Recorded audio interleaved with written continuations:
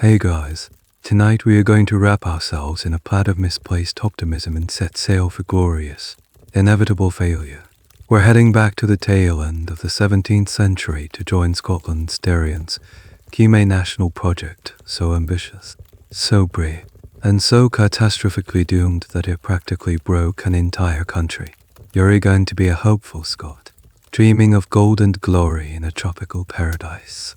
I'm sorry to tell you, you will probably catch a fever, get rained on constantly, and 100% not get rich. It's the perfect, gentle disaster to drift off to. So, before you get comfortable, take a moment to like the video and subscribe, but only if you genuinely enjoy what I do here. It's a quiet little signal that helps this channel immensely.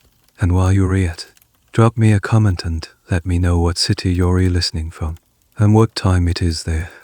I love seeing how far these stories travel. Now, dim the lights, maybe turn on a fan for that soft background hum, and let's ease into tonight's journey together. It is 1696, and the air in Edinburgh smells of damp wool, coal smoke, and a persistent, drizzling rain that seems to seep into the very stone of the city. You pull your cloak tighter around your shoulders as you navigate the narrow, crowded closes of the old town. The skies are uniform, leaden grey, a ceiling that feels just a few feet above the soot-stained rooftops. This isn't just weather, it's a mood. It's the mood of your entire nation. Scotland is a poor country, a proud, ancient, fiercely independent country, but a poor one. You feel it every day. You feel it in the price of bread, which has been rising steadily. You feel it in the sight of the gaunt, hungry faces of the people who have fled the countryside, driven into the city by years of failed harvests. These are the lean years, a period of famine and hardship so severe that people will still be talking about it a century from now. But the poverty isn't just about hunger. It's a constant, galling comparison to your neighbour to the south, England. Since the crowns were united almost a century ago, Scotland has existed in England's shadow. They have their great trading companies, the East India Company, the Levant Company, their fleets of ships that return laden with silks from Persia, spices from the Indies, and tobacco from Virginia. Their merchants are fat and rich. Their capital, London, is a sprawling, wealthy metropolis, the hub of a global empire. And what do you have? You have herring. You have coarse wool. You have a small, struggling trade with the Baltics and France. You are on the periphery of the world, a cold, damp corner of Europe, watching as the great game of global commerce is played without you. The English Navigation Acts, a set of protectionist trade laws, have systematically frozen you out of their colonial markets. You are partners in a king, but rivals in everything else. This feeling, this mixture of national pride and national humiliation, is the water you swim in. It's the topic of every conversation in the taverns, the subject of every pamphlet sold on the high street. How can Scotland take its rightful place among the nations of the world? How can you get your own piece of the fabulous wealth of the Indies? Historians are still debating the primary motivation behind the madness that is about to grip you. Was it irrational, if desperate, economic strategy born of the famine and English protectionism? Or was it a massive, collective outburst of national pride? A defiant gesture against a century of feeling like a junior partner? The truth is likely that the two were inseparable, a feedback loop where poverty fueled a desperate pride, and pride made you blind to the harsh realities of your poverty. You feel this blend of emotions in your own heart. You are educated, you can read and write, but your prospects are limited. You see the wealth of the world flowing, but none of it is flowing here. And so, when the first whispers of the company of Scotland trading to Africa and the Indies begin to circulate, you listen. You listen with an eagerness that borders on desperation. The idea is breathtakingly simple and breathtakingly audacious. It is a plan to create a Scottish trading colony, a new Caledonia, not in some distant, unclaimed corner of the world, but at the very nexus of global trade, the Isthmus of Panama, a sliver of land they call Darien. A gateway between the Atlantic and the Pacific, the doorway to the riches of the Orient and the silver of Peru. It's an idea that feels like a shaft of brilliant, golden sunlight breaking through the constant grey gloom. It's a chance to bypass the English, to beat them at their own game, a chance to create your own treasure fleets, your own glorious empire. A cool, little minus known fact that will emerge later is just how all minus in the nation will go on this dream. People will eventually pour something between a quarter and a half of the entire nation's liquid wealth into this single venture. It is not just a business investment, it is a national crusade. For now, it is just a rumor, a thrilling, hopeful idea discussed in hushed, excited tones. As you walk through the rainy streets, the idea takes root in your mind. A Scottish colony, an empire of your own, for the first time in a long time. The future doesn't feel like a continuation of the same damn grey struggle. It feels like a promise of sunshine, of gold, and of a new beginning, far from the cold realities of home. The damp chill of the Edinburgh streets is a constant reminder of your nation's plight. It's a poverty you can feel in your bones, but it's the shadow of England that truly chafes your soul. This isn't just about economic, it's about identity. For generations, you've been told stories of Scottish valor, of Bannock and Band, the wars of independence. You are the sons and daughters of a kingdom that has never been conquered. Yet, in the great theatre of the world, you have been relegated to a supporting role. The Union of the Crowns in 1603, which placed a Scottish king on the English throne, was meant to be a partnership of equals. In reality, it has felt like a slow, creeping absorption. The political power has drifted south to London. Your nobles follow it, becoming more English in their accents and manners. Your king, once a resident of Holyrood Palace, now rules from Whitehall. You are governed from a distance, your specific needs and interests often ignored or misunderstood by a parliament in Westminster that is primarily concerned with English affairs. The economic slights are even more galling. You watch as English ships sail from Bristol and London, their holds filled with manufactured goods, and return laden with the wealth of the world. You know these voyages are risky, but the rewards are astronomical. A single successful trip can make a merchant a lord. Meanwhile, your own ships are mostly confined to the rough, cold waters of the North Sea, haggling over timber from Norway or wine from Bordeaux. It is a respectable trade, but it is not empire minus building. The English Navigation Acts are a constant source of bitterness. These laws decree that any goods being shipped to England or its colonies must be carried on English ships, crewed by English sailors. It is a masterful piece of protectionism that has built their maritime supremacy while simultaneously strangling your own. You cannot legally trade your herring for sugar in their colony of Jamaica, or your wool for tobacco in Virginia. You are locked out of the most lucrative markets, forced to watch your richer neighbor get richer, while you are lectured on the virtues of thrift and hard work. This sense of being suffocated fuels a powerful us against them mentality. Every success for England feels like a failure for Scotland. Every new English colony is another market from which you are barred. It creates a fertile ground for any scheme, no matter how audacious, that promises a way to circumvent their dominance. Historians still debate the precise economic conditions of Scotland at this time. Some argue that, despite the famine, the Scottish economy was slowly modernizing, and that the Darien Scheme was a catastrophic interruption of that process. Others contend that the situation was so dire, with English protectionism and the lean years creating a perfect storm, that a high minus risk, high minus reward gamble was seen as the only possible way out. It was a national Hail Mary pass, born of desperation. You feel this desperation personally. You see talented Scottish artists in the scholars leaving for the continent or, going lie, for London, in search of opportunities they cannot find at home. It is a brain drain that is bleeding your country of its best and brightest. You do not want to leave. You are a patriot. You want to see your own country flourish, your own capital, Edinburgh, become a great European centre of trade and learning. There is a strange, little minus known detail that captures this economic rivalry perfectly. The Scottish Parliament, in a fit of optimistic ambition, passed an act allowing them to create their own currency, the pound Scots. However, It was chronically devalued against the English pound sterling. The exchange rate was about 12 Scots pounds to 1 English pound. Even your money felt like a poor imitation of theirs. It was a constant, numerical reminder of your second minus class status. So when the idea of the Company of Scotland is floated, it is more than just a commercial proposition. It is an act of defiance. It is a declaration of economic independence. The plan is not just to build a colony, but to do it without England's help, without their permission, and in direct competition with their interests.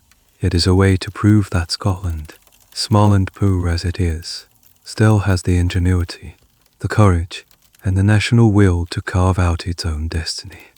The dream of a Scottish trading post in Panama, a door of the seas, is so potent because it offers a clever solution to your geographical and political predicament.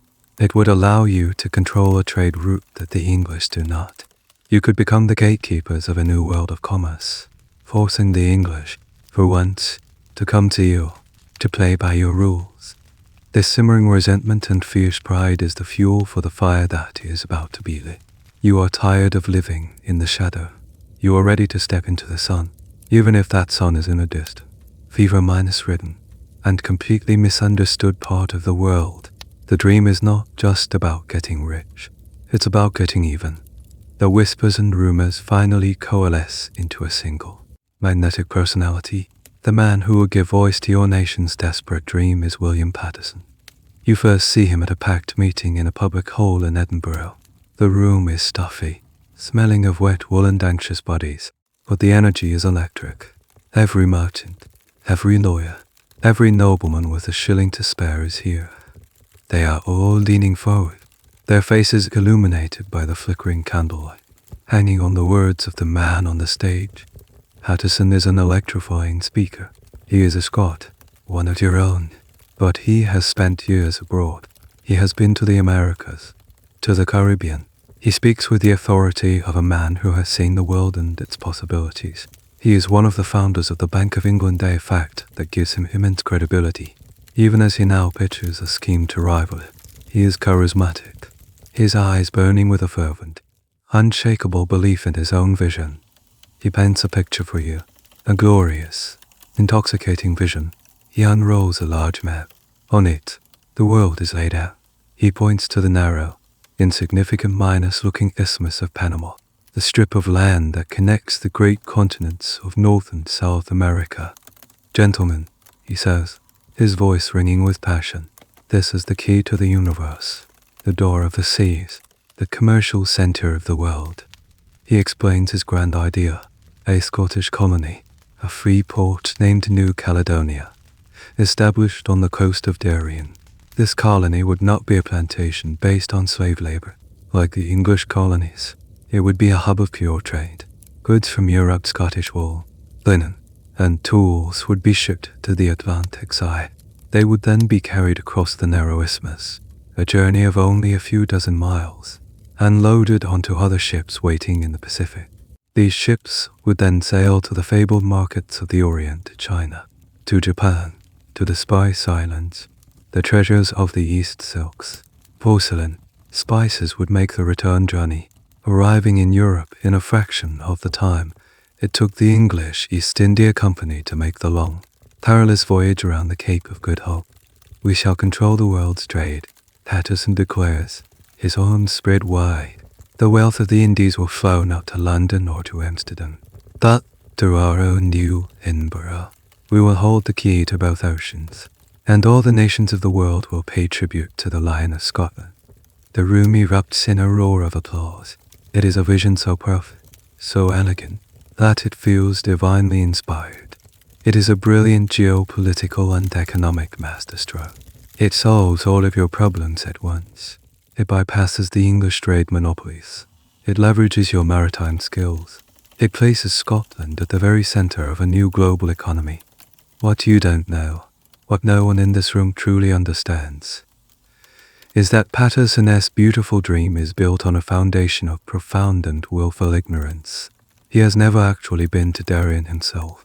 His knowledge of the place is based on second-hand accounts, many from buccaneers and pirates like Lionel Wafer, who saw the land through a very different lens. The historical debate over William Paterson is intense. Was he a brilliant visionary whose dream was thwarted by bad luck and English sabotage? Or was he a reckless charlatan? A man who got high on his own supply of optimistic rhetoric and lead his country to ruin? The truth is probably somewhere in between. He was almost certainly sincere in his belief. He invested his own fortune in the scheme and would lose everything. But he was also a promoter, a salesman, and like many great salesmen, he had a remarkable ability to ignore inconvenient facts. The inconvenient facts about Darien were numerous. The land was not an empty paradise waiting to be claimed. It was the sovereign territory of the Spanish Empire, who had no intention of allowing a Protestant Scottish colony to be planted in the heart of their Catholic New World.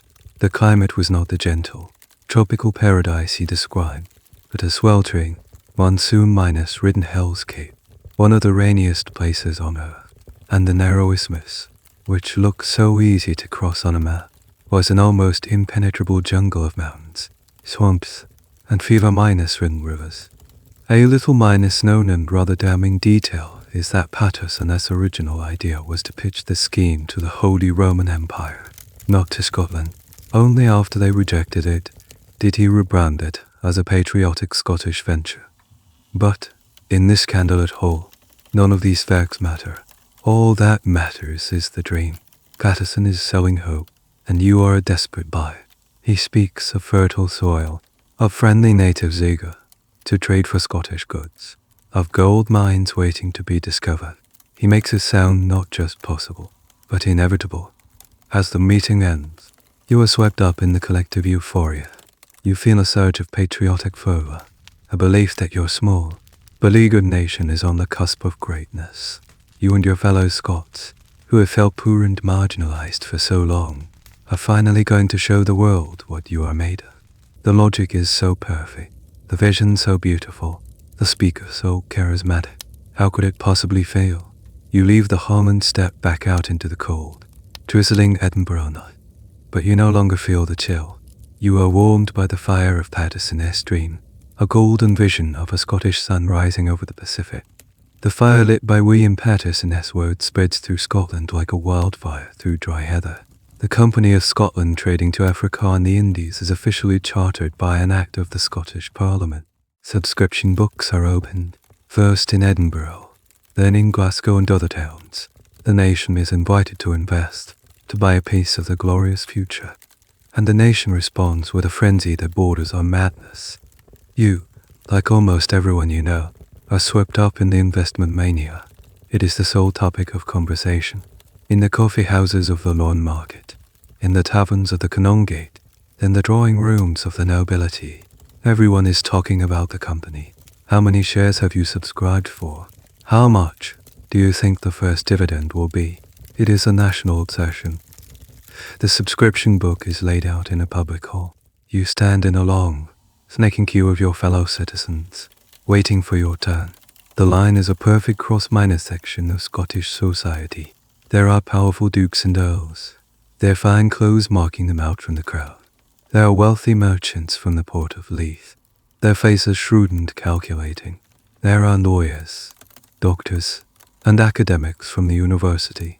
But most surprisingly, there are ordinary people, shopkeepers, artisans, even domestic servants, all clutching their small savings, ready to invest.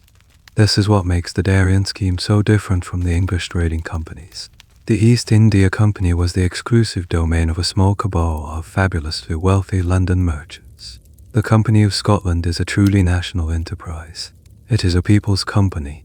Subscriptions are open to everyone, with a minimum investment low enough that even a person of modest means can afford a share. When it is finally your turn, you approach the table with a sense of reverence. You write your name in the great leather-bound book. You pledge an amount, perhaps £100 Scots, a significant sum representing years of careful saving. It is more than an investment. It is a patriotic act. It is a vote of confidence in the future of your nation.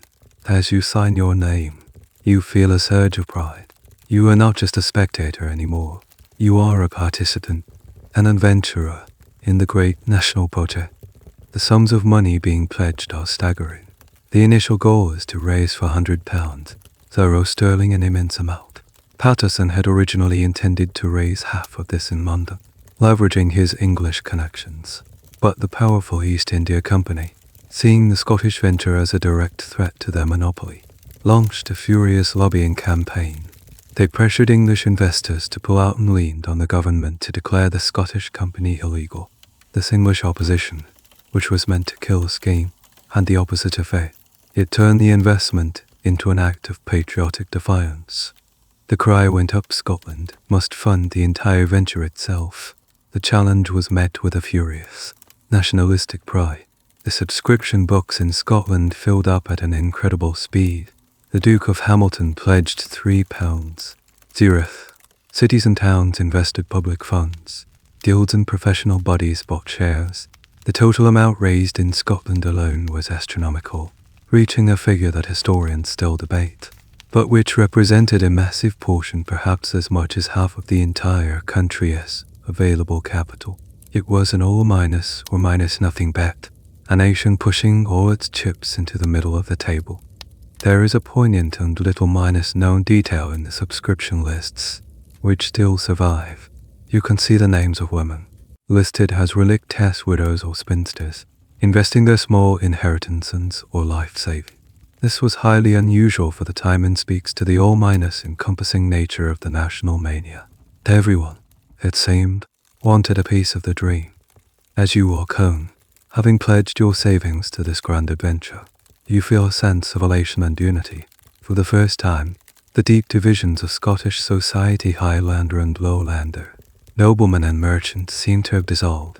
You are all united in this single, glorious purpose. You are all shareholders in the future of Scotland.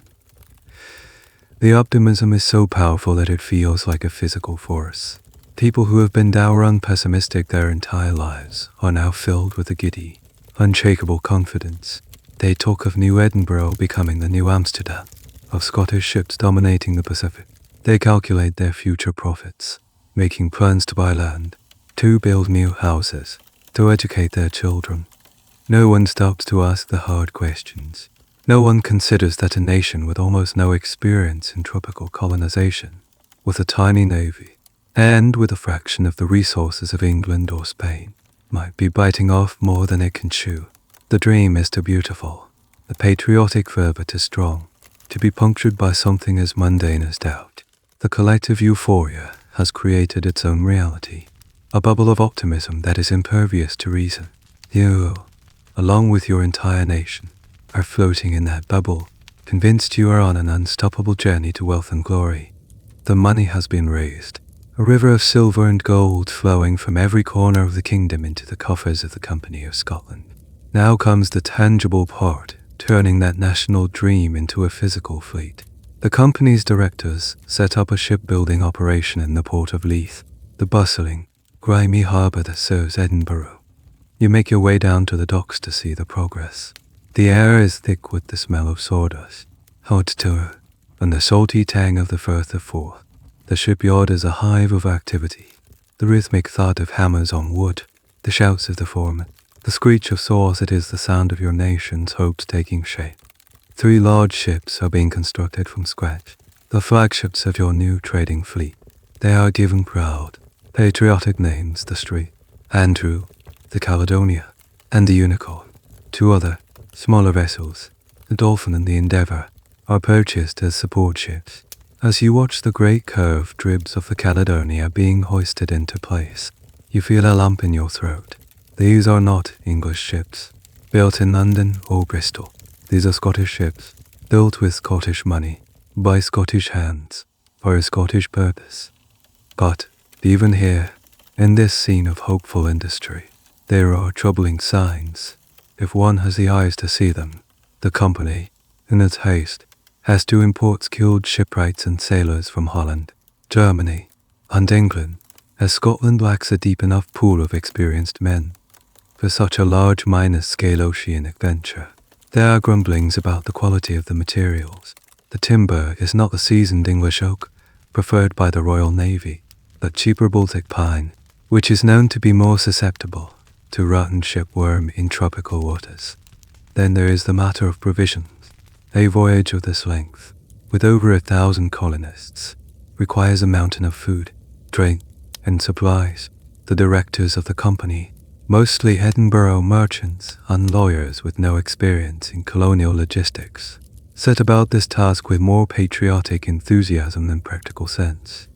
The contracts for supplies are handed out to fellow Scottish merchants, a way of ensuring the investment money stays within the kingdom.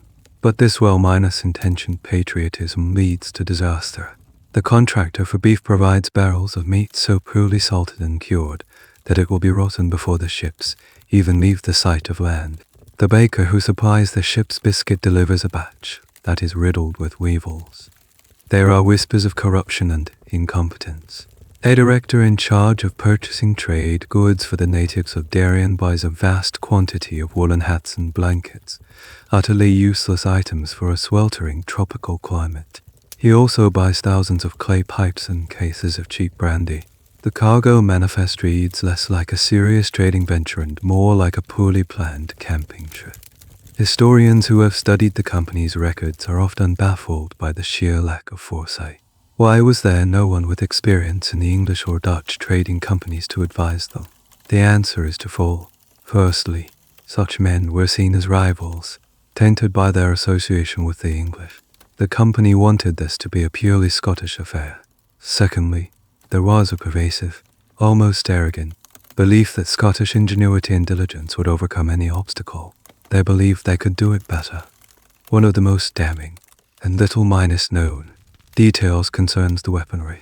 The ships are armed with cannons, but the cannons are of a smaller caliber than those on a typical naval vessel. And worse, the supply of gunpowder is woefully inadequate. The Venture is sailing into territory claimed by the mighty Spanish Empire with ships that are both under-gunned and under-supplied for a real fight. But you, like most of the public, are shielded from these troubling details. What you see is a fleet being born. You see the masts being raised, the sails being bent, the cannons being winched aboard. You hear the optimistic reports published by the company, trumpeting the quality of the ships and the abundance of the supplies.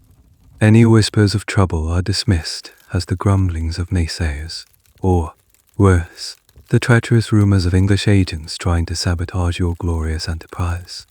The day the ships are finally launched, the entire city seems to turn out. They line the shores of Leith to watch as the Caledonia and her sister ships slide into the water. The sound of the cheering is deafening. Hats are thrown into the air. Cannons are fired in salute. It is a moment of pure, unadulterated national pride. You stand in the crowd, your heart swelling.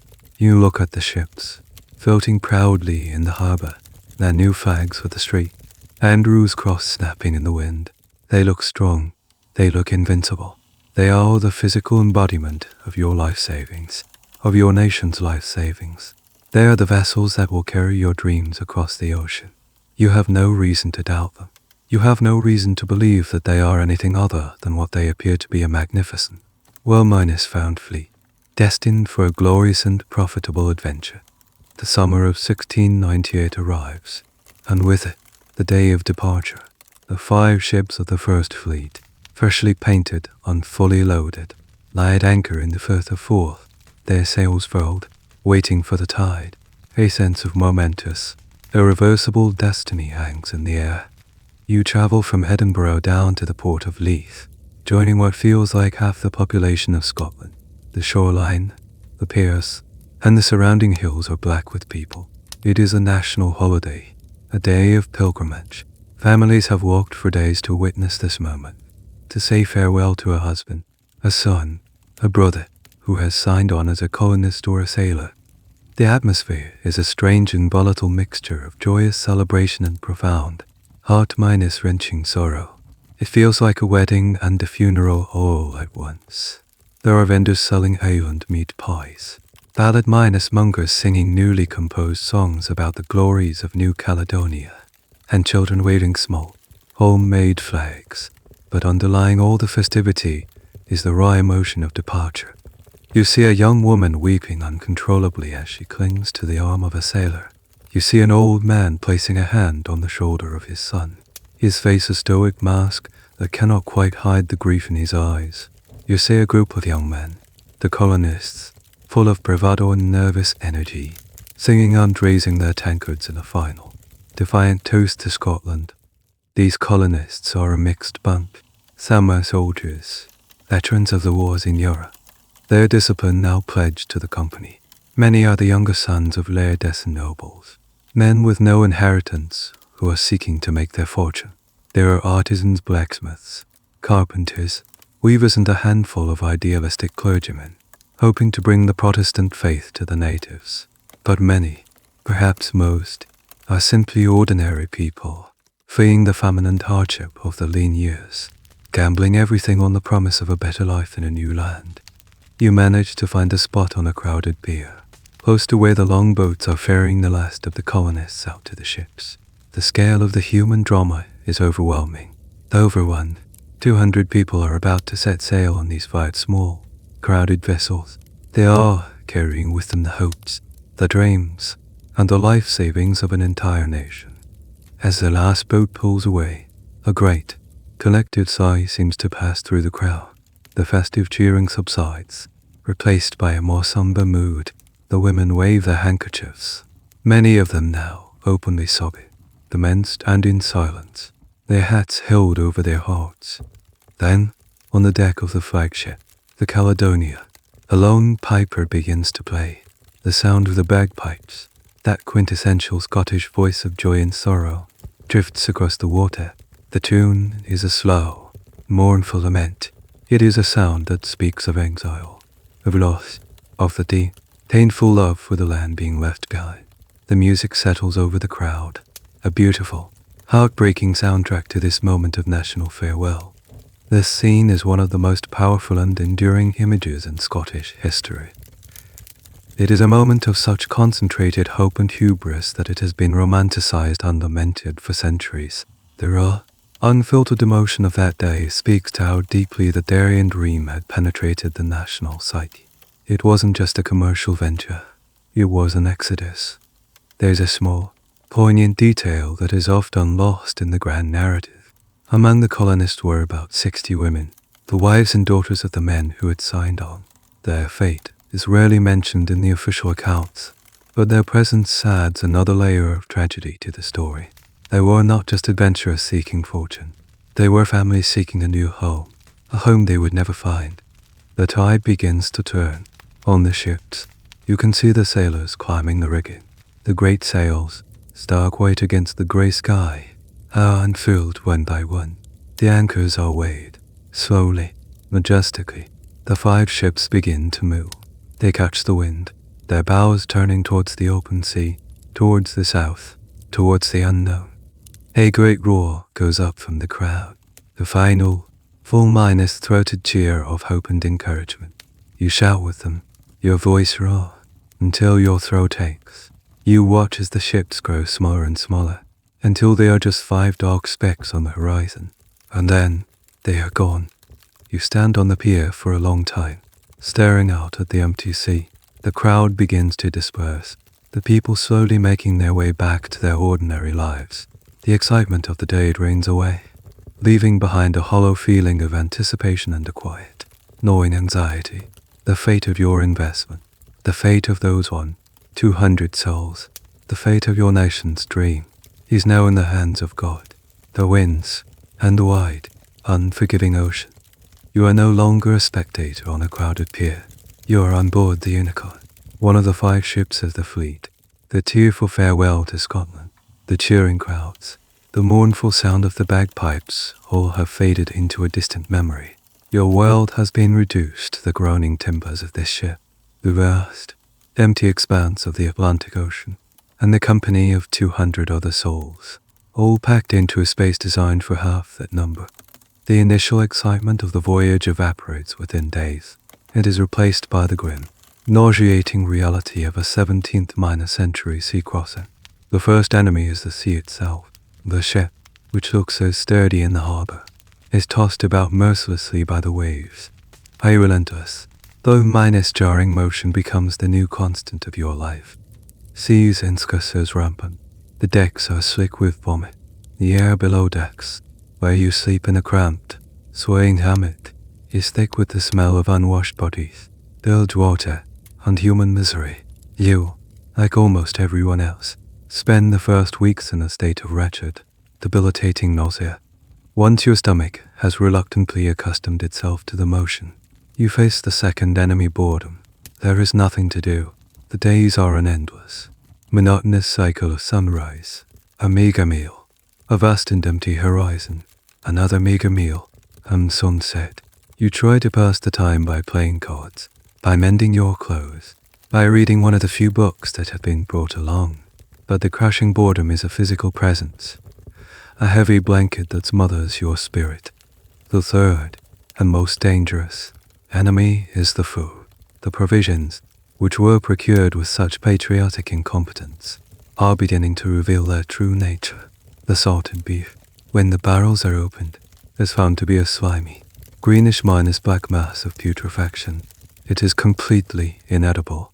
The ship's biscuit, the staple of any sailor's diet, is so riddled with weevils that the sailors have a grim joke: you tap the biscuit on the table before you eat it, to shake out the living insects, but you leave the dead ones in for a bit of extra protein.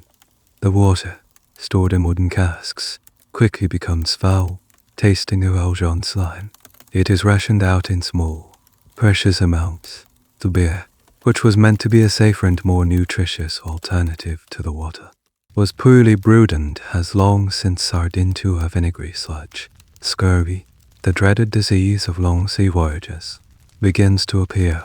Men's gums become spongy and bleed, their teeth loosen, and old wounds mysteriously reopen. They had brought lemons and limes on board, a known cure for the disease, but the supply was far too small and ran out within the first month. This catastrophic failure of logistics is a subject of much debate for historians. How could the company have been so negligent? The answer seems to lie in a combination of factors: a lack of experience, a misplaced trust in corrupt or incompetent contractors, and a fundamental misunderstanding of the sheer difficulty of mounting a transatlantic expedition.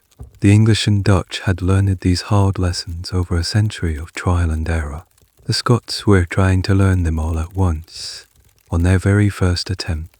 Amidst the misery, disease begins to spread. The crowded, unsanitary conditions below decks are a perfect breeding ground for dysentery and typhus, which they call ship's fever. Men begin to die. At first, it is one or two. Then, it becomes a daily occurrence. The burials at sea are grim, brief ceremonies. The deceased is sewn into his own hammock with a cannonball at his feet. The ship's chaplain says a quick prayer, and the body is tipped over the side, disappearing into the waves with a small splash. There is no time for proper grief. Each death is simply a stark reminder of your own mortality. A little minus known but horrifying detail of these voyages was the psychological toll. The combination of sickness, boredom, bad food, and the constant presence of death could lead to a state of profound despair known as Caledonia. Sailors suffering from it would become delirious, imagining the sea to be a beautiful green field, and would try to jump overboard to their deaths. You see it happen once. A young man, his eyes wide and vacant with fever, suddenly climbs the ship's railing and leaps into the ocean before anyone can stop him. He is gone in seconds. You lose track of time. The voyage stretches on for over 2 months. The initial optimism and patriotic fervor have been completely scoured away, replaced by a grim, animalistic focus on survival. You are no longer a proud adventurer. You are a starving, scurvy-ridden wretch, praying for the sight of land. When the lookout finally cries out, "Land ho!" the cheer that goes up from the men is not a roar of triumph. It is a weak, hoarse, desperate cry. The dream of a golden paradise has been burned down to a simple, desperate need for solid ground and a mouthful of fresh water. You are propped against the ship's railing, your body weak from the long voyage, your skin pale and sallow. You squint against the unfamiliar, brilliant sunlight, and then you see it, Darien. It is a vision of breathtaking, promise-laden beauty, a long, curving bay of turquoise water, fringed with a beach of perfect white sand, and rising up behind it, a solid, impenetrable wall of the most vibrant, vivid green you have ever imagined. The jungle is a riot of life, a chaotic tangle of enormous trees, thick vines, and exotic, flowering plants. The air that drifts out to the ship is warm and heavy, thick with the scent of unknown blossoms and damp earth. Parrots, like flying jewels of scarlet and emerald, screech as they fly between the trees. A wave of profound relief and renewed optimism washes over you and your fellow survivors. This is it. This is the paradise that Paterson promised. The horrors of the voyage, the sickness, the death, the putrid food all seem to fade in the face of this stunning, visceral beauty. This is a land of abundance, a garden of Eden waiting for its Scottish Adam. The ships drop anchor in the bay, which you patriotically name Caledonia Bay. The long boats are lowered, and you are rowed ashore. The feeling of solid, unmoving ground beneath your feet after months at sea is a dizzying, almost spiritual experience. You and your fellow colonists fall to your knees on the sand, some offering prayers of thanks, others simply pressing their faces to the earth, overwhelmed with emotion. The leaders of the expedition, a council of 7 men chosen by the company, formally take possession of the land in the name of the Company of Scotland. They christen the new territory New Caledonia. A flag is raised, a cannon is fired from the flagship, a cask of brandy, one of the few provisions that has survived the journey intact, is opened. For a few brief hours, the dream feels real again. You are pioneers, the founders of a new nation. But the beautiful facade begins to crack almost immediately. The first sign of trouble is the heat. It is a suffocating, oppressive heat, unlike anything you have ever experienced in the cool, damp climate of Scotland. It is a wet heat, accompanied by a crushing humidity that leaves you constantly drenched in sweat, your woolen clothes feeling like a suit of hot armor. The second sign is the insects. The air, which from the ship seemed so fragrant, is thick with them, mosquitoes, sandfly, and 1,000 other biting, stinging creatures you have no name for. They are relentless, covering every inch of your exposed skin, raising painful, itching welts. Then you begin to explore the land just beyond the beach. The jungle, which looked so beautiful and inviting from a distance, is a terrifying, hostile environment up close. It is a dense, tangled maze with no paths. The ground is not firm soil, but a swampy, waterlogged morass. Every step sinks into a foul minus-smelling mud. The air beneath the thick canopy is still and suffocating, and the constant dripping of moisture from the leaves makes it feel like you are in a steam-filled room. This profound misunderstanding of the local environment is one of the central tragedies of the Darien Scheme.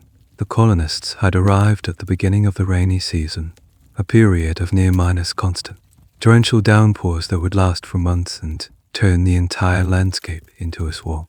They had no idea. Their planning, based on flawed, second-hand accounts, had led them to believe the climate would be similar to that of other Caribbean islands. Historians have often puzzled over this. Why was there so little effective reconnaissance? Why did they not consult more with the English or Dutch, who had decades of experience in the tropics? The answer, again, seems to lie in the scheme's very nature. It was a fiercely nationalistic, almost paranoid, enterprise. They distrusted the English and were determined to succeed on their own terms, relying on their own, fatally flawed, intelligence. There's a small, telling detail about their initial landing. One of the first things the leaders did was to read out the constitution of the new colony. It was a beautifully written, idealistic document, full of enlightened principles of free trade, religious tolerance, and democratic governance. They were trying to impose a rational, Scottish enlightenment model onto a place they did not understand in the slightest. They were planting a thistle in a swamp, armed with a philosopher's treatise instead of a practical farmer's almanac. As the sun sets on your first day, a kind of bewildered disappointment begins to set in. The paradise you were promised has, upon closer inspection, revealed a more menacing side. The stunning beauty is still there, but it is now overlaid with a sense of threat. You look out at the wall of green jungle, no longer seeing a Garden of Eden, but a vast, unknowable, and potentially hostile wilderness. The dream has survived the ocean crossing, that you have a new, dawning fear that it may not survive the land. The brief, dream like euphoria of your arrival dissolves in the harsh light of the first morning. The council of leaders, still full of a formal, but learned optimism, unfurls a grand plan, a patch of land on a peninsula, jutting out into the bay, is to be clear. Here, you will build your capital, New Edinburgh. A fort, to be named Fort Street, Dandrew, will be constructed to guard the harbour. On paper, it is a neat, orderly grid of streets, the church, the governor's house, and warehouses, a little slice of Scotland, rationally planned and laid out on the edge of the jungle. The reality begins with an axe in your hand. You and hundreds of other men are tasked with clearing the forest. The work is brutal, soul-minus crushing, and utterly alien. The trees are not the familiar pines and oaks of home. They are tropical hardwoods. Their trunks thicken, though incredibly dense. Your Scottish minus made axe, designed for softer timber, feels pitifully inadequate. It bounces off the wood with a dull thud, the blade chipping and blunting with alarming speed. The heat is a physical enemy. There is no cool Highland breeze, only a suffocating, clawing humidity that saps your strength and leaves you gasping for air.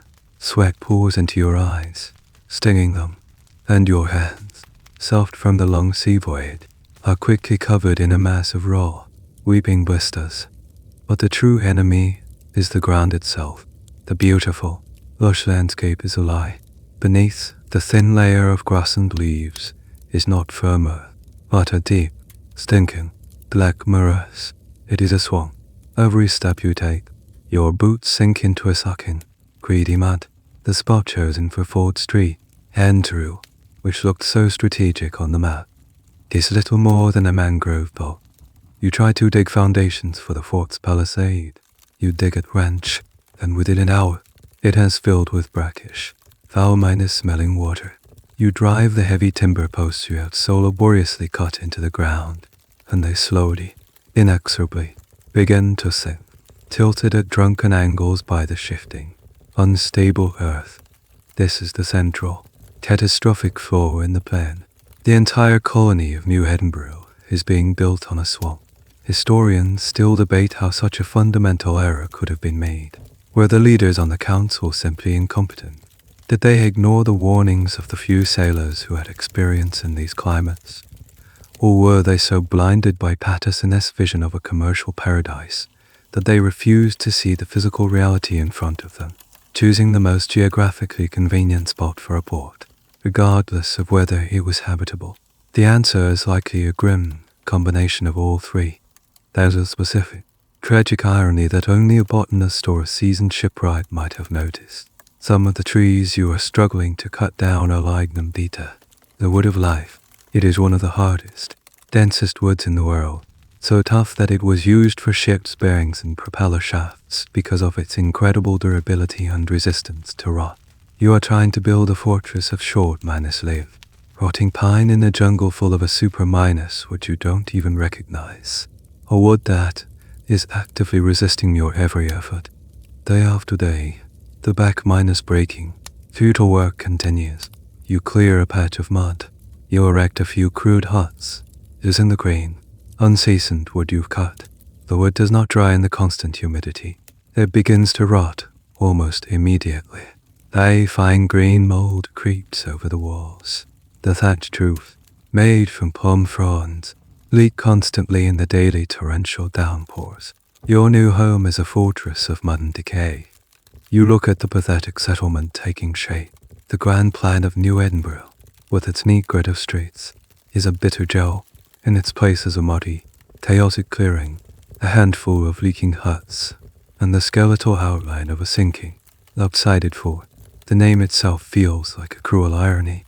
Your old Edinburgh is a city built on a foundation of solid volcanic rock, a fortress minus city. New Edinburgh is a city built on a lie. Its foundation's nothing more than water and mud.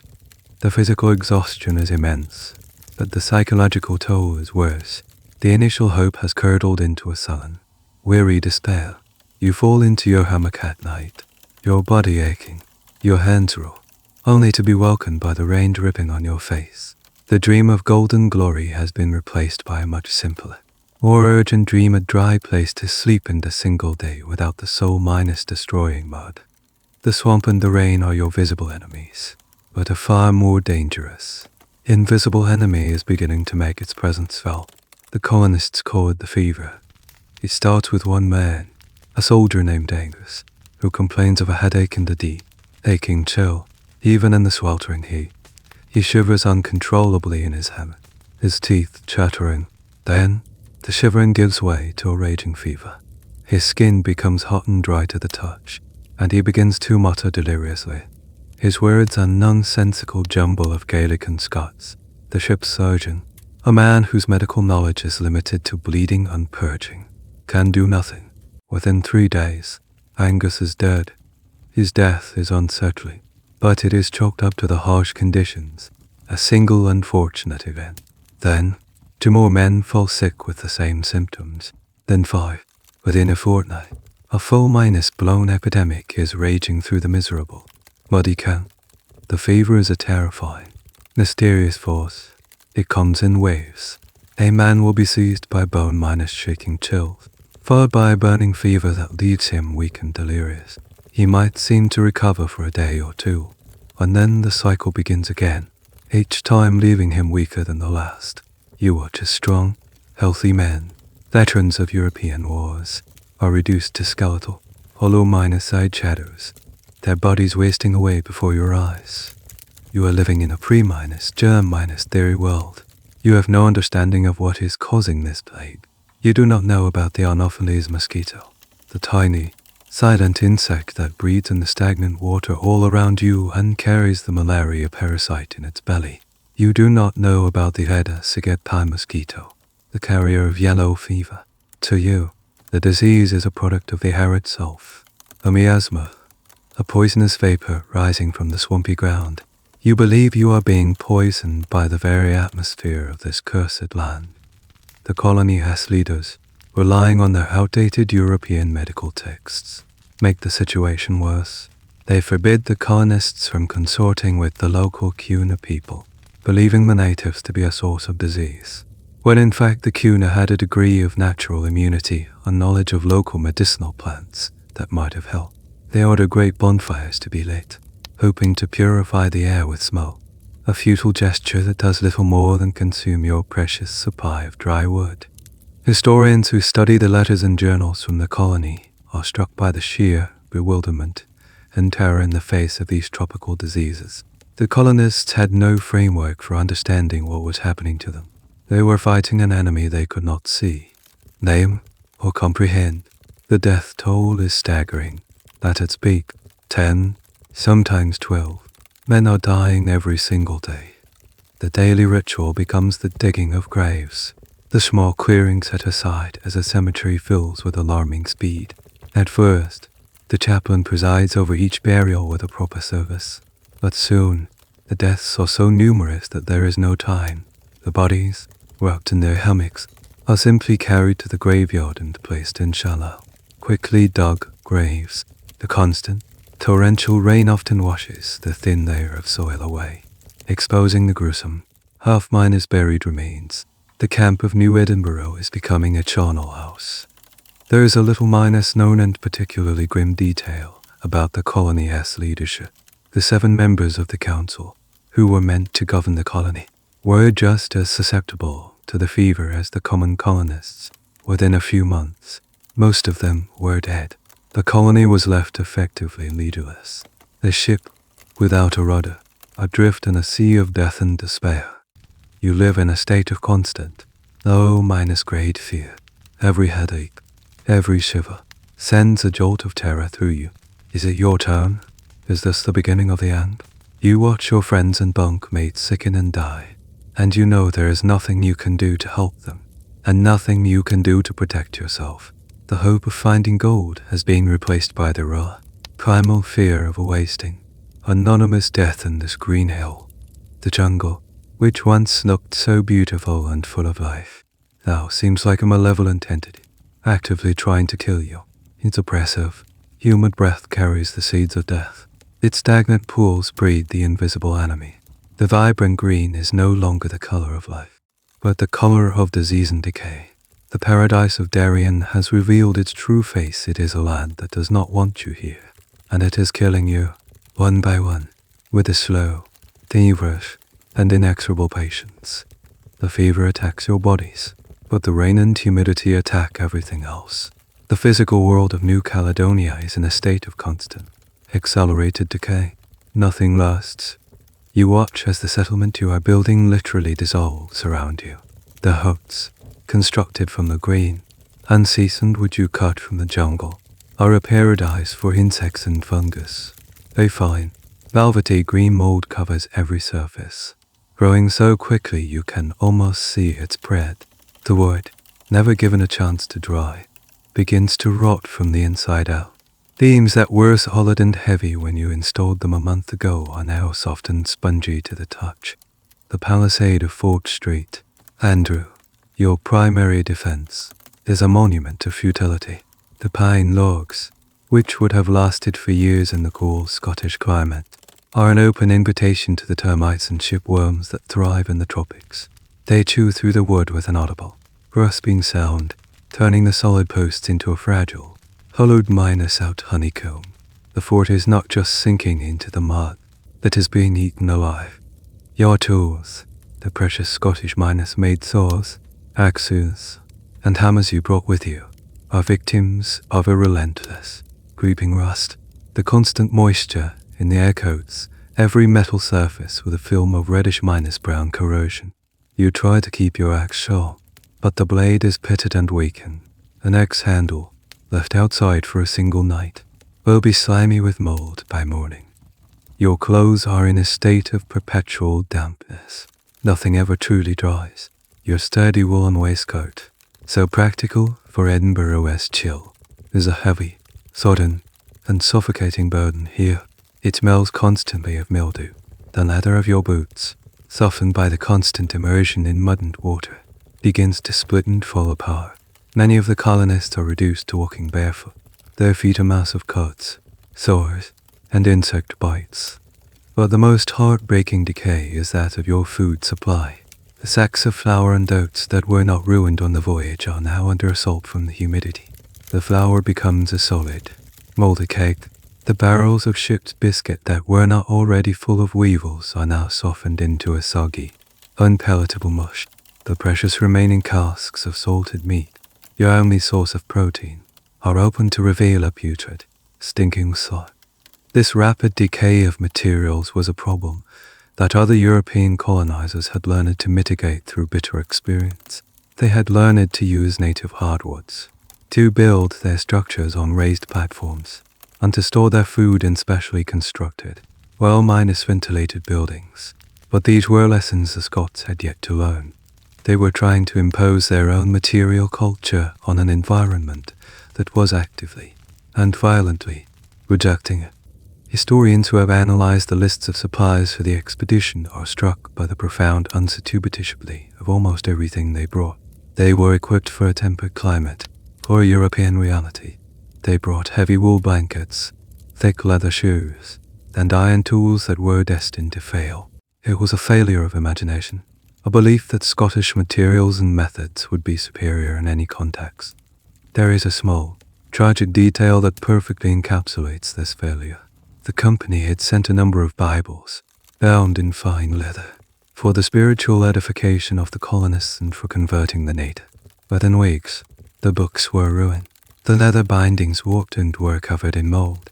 The pages stuck together in a solid, unreadable block of damp paper. The Word of God itself could not withstand the humidity of Darien.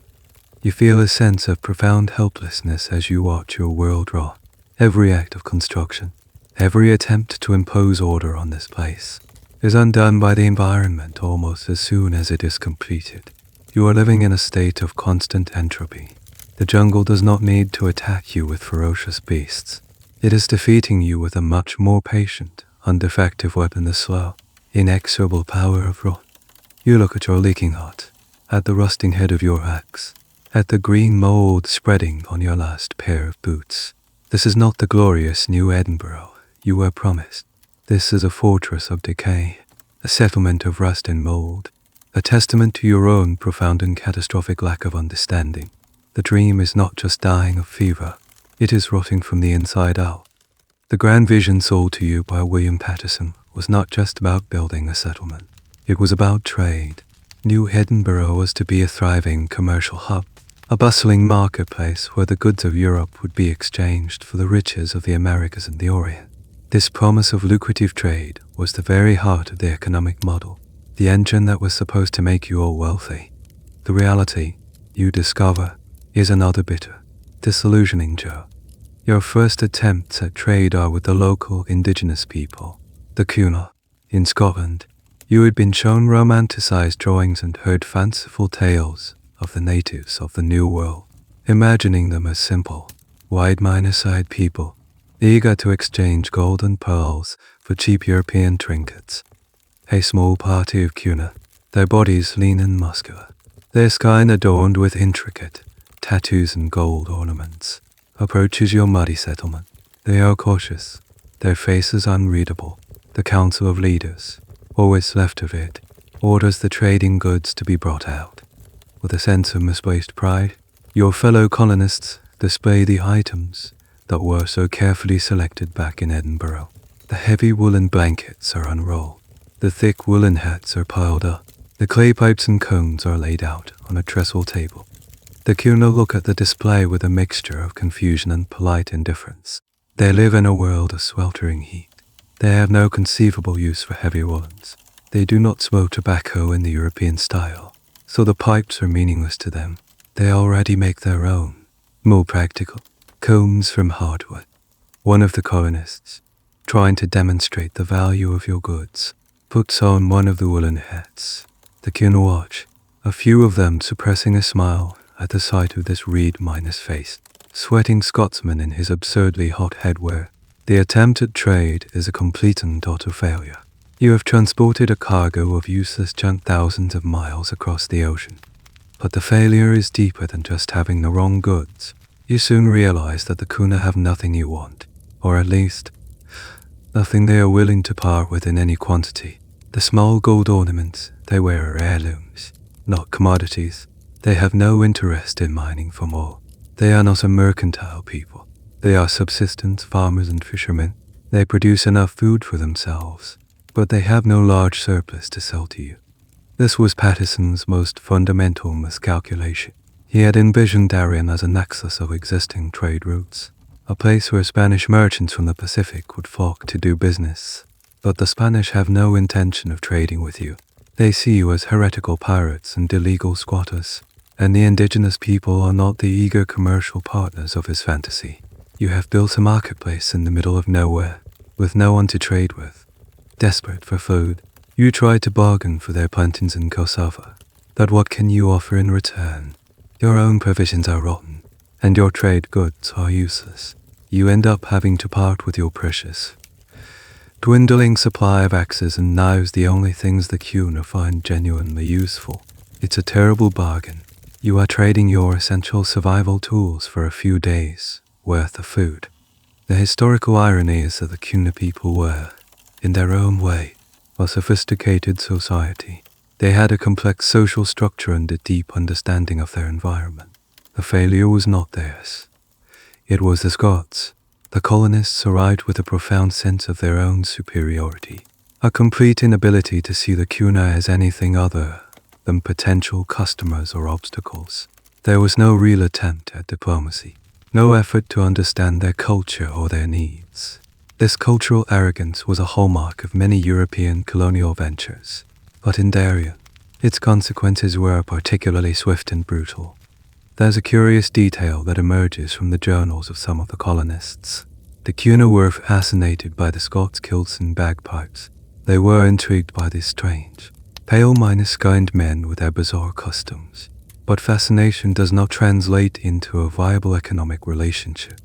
As the days turn into weeks, the full horror of your situation becomes clear. You are not just being killed by fever and rot.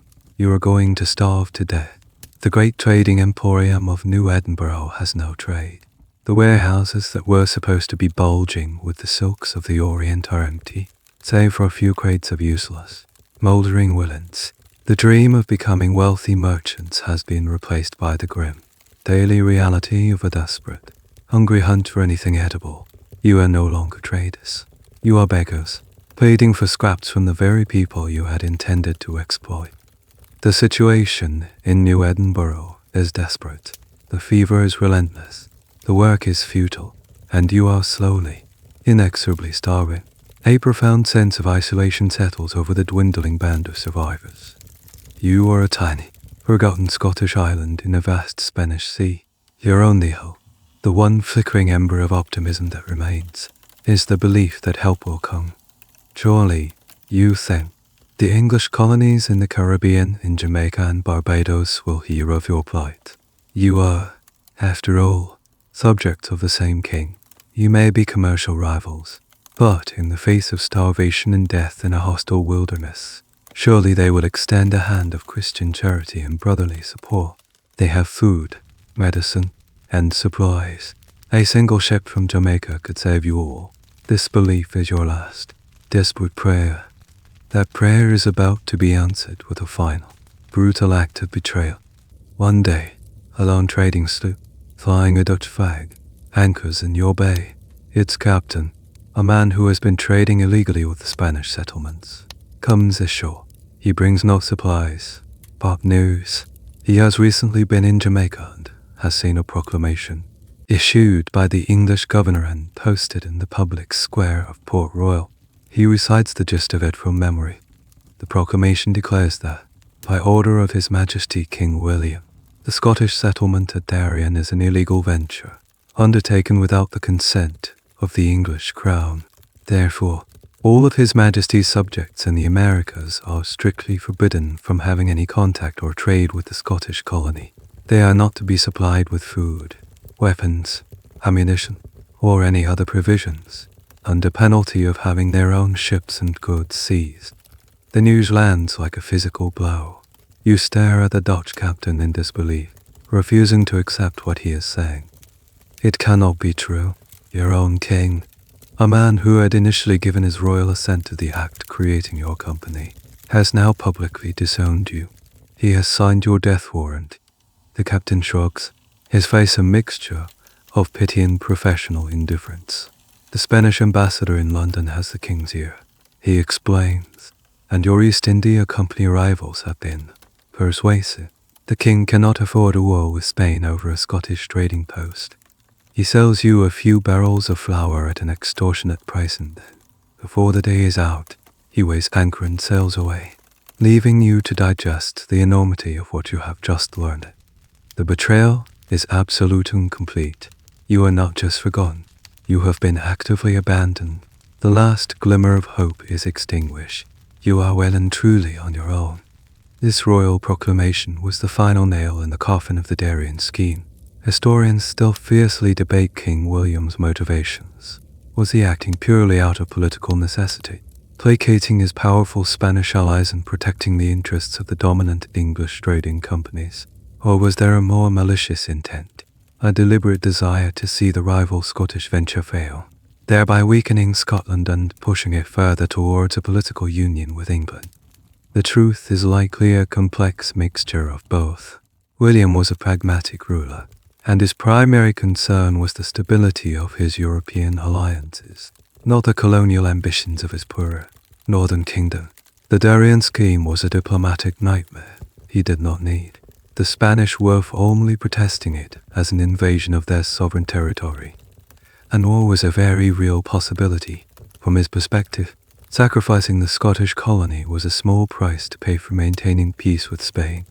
There's a little minus known but crucial piece of context here. William was not just King of England and Scotland. He was also the stadtholder of the Dutch Republic. His entire foreign policy was built around forming a grand alliance against the expansionist ambitions of King Louis XVI of France. Spain was a vital, if weakening, part of that alliance.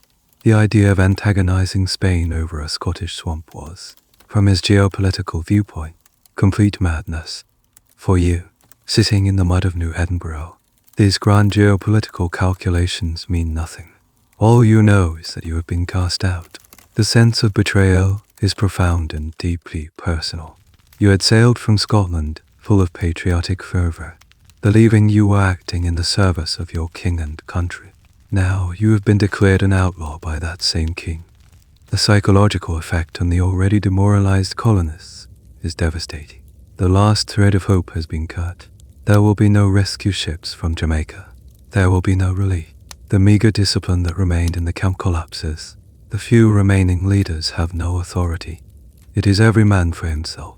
The final, desperate stage of your ordeal is about to begin. You are no longer colonists. You are castaways. The news of the English betrayal drains the last dregs of hope from the colony. The fragile social order, already weakened by fever and despair, completely disintegrates.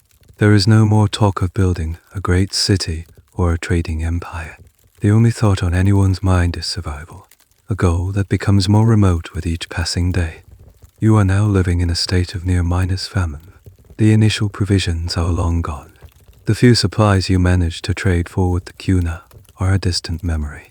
The jungle, for all its vibrant greenery, offers little sustenance to a person who does not know its secrets. You try to hunt, but the strange birds and animals are elusive and difficult to catch. You try to fish, but your Scottish miners made nets, designed for the cold waters of the North Sea, rotten full apart in the warm, salty bay. The hunger is a constant, gnawing presence. It is a dull ache in your belly that sharpens into a searing pain. It consumes your thoughts, leaving no room for anything else. You become obsessed with food. You dream of it at night, not of banquets, but of a simple bowl of Scottish porridge, a hunk of bread, a piece of cheese. You wake up with the phantom taste in your mouth, a cruel trick of a starving mind. You see your fellow colonists, once proud and strong, reduced to skeletal figures. Their skin is stretched tight over their cheekbones. Their eyes are hollow and sunken. They move with a slow, shuffling gait, their bodies conserving every last calorie of energy. The bonds of fellowship and nationality have dissolved. A man who finds a crab on the beach will scurry away to cook and eat it in secret, guarding his pathetic prize from the hungry eyes of his comrades. You are living in a brutal paradox. You are starving to death in what appears to be a lush, thriving ecosystem. The jungle is full of life, but it is a life you cannot access. The trees are heavy with strange fruits, but you do not know which are edible and which are poison. The ground is covered in a myriad of plants, but you cannot distinguish between a nutritious root and a deadly one. You are like a man dying of thirst while adrift on a saltwater ocean. This tragic irony is a recurring theme in the history of early colonial ventures. European settlers, time and again, arrived in new lands with a complete inability to see or understand the existing ecosystem. They tried to impose their own agricultural methods on environments that would not support them, while ignoring the rich local knowledge of the indigenous people. The Scots in Darien were a particularly stark example of this. They had come to trade, not to farm, and had brought almost no agricultural tools or seeds with them. They were completely dependent on outside supplies, and when those supplies were cut off, they were helpless. There is a grim and little minus known account from one of the survivors' journals that details the desperate search for food. He describes men eating snakes, monkeys, and even the parrots that they managed to shoot. Their brilliantly colored feathers a bizarre contrast to the grim reality of the meal. He also describes the constant, debilitating diarrhea that afflicted the men. Their bodies too weak and unused to this strange diet to properly digest. The social structure of the camp is gone. The leaders are dead or dying. The rules and regulations of the company are a meaningless joke. The only law is the law of hunger. Fights break out over the smallest scraps of food. The distinction between officer and common sailor, between gentleman and artisan, has vanished. You are all just starving men, equals in your misery. Your only remaining source of sustenance is the dwindling supply of brandy that was brought for trade. Men drink it to dull the hunger pangs, to forget their misery, to find a few hours of drunken oblivion. The camp at night, is a scene from a nightmare collection of skeletal, half-minded drunk men, huddled in their leaking, rotting huts, listening to the rain and the cries of their dying friends. You lose all sense of purpose. The grand dream of empire has shrunk to a single, desperate desire to escape, to leave this green hell, to go home. That home is an ocean away, and you are trapped. The beautiful bay, which once seemed like a gateway to paradise, has become the wall of your prison.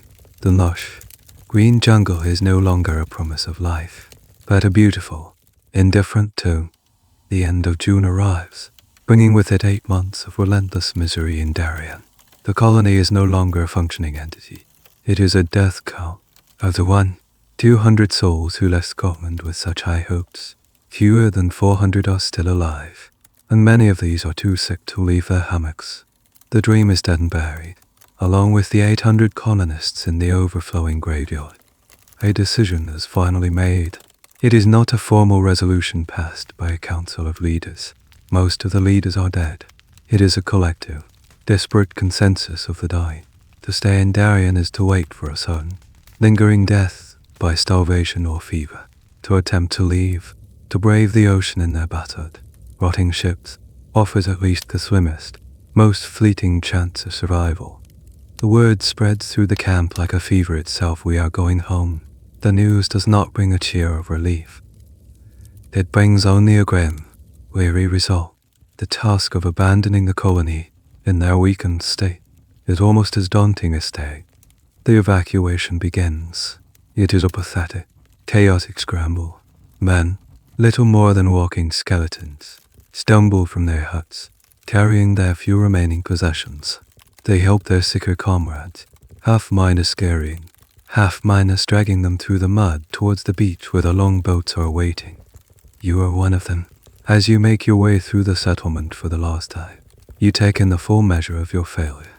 You are leaving everything behind.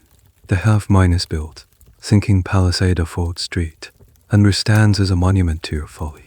The crude huts, their roofs caved in and their walls green with mold, are already being reclaimed by the jungle.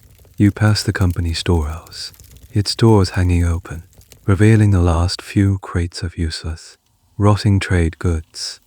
And everywhere, there are the graves.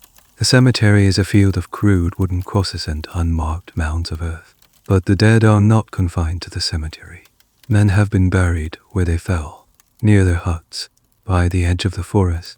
The entire settlement of New Edinburgh is a graveyard. This is the only thing you have managed to build successfully. You reach the beach and wait your turn for a boat. The ships, which look so proud and invincible in Leith Harbour, are now a heartbreaking sight. They sit low in the water, their hulls fouled with a thick carpet of seaweed and barnacles. Their paint is peeled, their timbers are stained and weathered, and their rigging is frayed and tattered. They are ghost ships, waiting to carry a cargo of ghosts. Historians, piecing together the few surviving accounts, still debate the exact nature of this evacuation. Was it an orderly, disciplined retreat, or a panicked, every minus man minus for minus himself flight? The evidence suggests it was closer to the latter. One of the few surviving council members, Thomas Drummond, argued passionately against leaving. He wanted to wait, to hold on, believing that a supply ship from Scotland must surely be on its way. He was shouted down and ignored. The collective will of the starving majority could not be denied. The process of getting everyone aboard takes days. The men are so weak that rowing the longboats back and forth from the shore is a Herculean effort. Some men die on the beach, waiting. Others die in the boats. Finally, you are on board the Caledonia. The stench of sickness and despair is as thick as it was on the voyage out. You find a space on the crowded deck, too weak to do anything but lie there and stare back at the land you are leaving. And then comes the final, cruelest irony. You are ready to leave, but the wind is not. For a full week, the fleet is trapped in Caledonia Bay by unfavorable winds. Forced to stare at the green hell you are so desperate to escape. You are anchored just a few hundred yards from the shore, within sight of the graves of your friends, while more men die on the crowded, fetid ships. The beautiful bay has become a torture chamber, refusing to release you from its grasp. There's a little minus known but agonizing detail from this week of waiting. The colonists, now completely out of food, had to go ashore one last time, not to retrieve supplies, but to dig for turtle eggs on the beach, a final, humiliating act of scavenging from the land that had defeated them. Immersed, the wind shifts. A breeze springs up from the south minus east. The order is given. The few sailors who are still strong enough climb the rigging to unfurl the ragged sails. Others work the capstan, their groans of effort mixing with the screech of the anchor chain being raised for the last time. There are no cheers. There are no bagpipes. There is only a grim, exhausted silence as the ships, one by one, turn their bows towards the open sea. You watch as the coastline of New Caledonia recedes.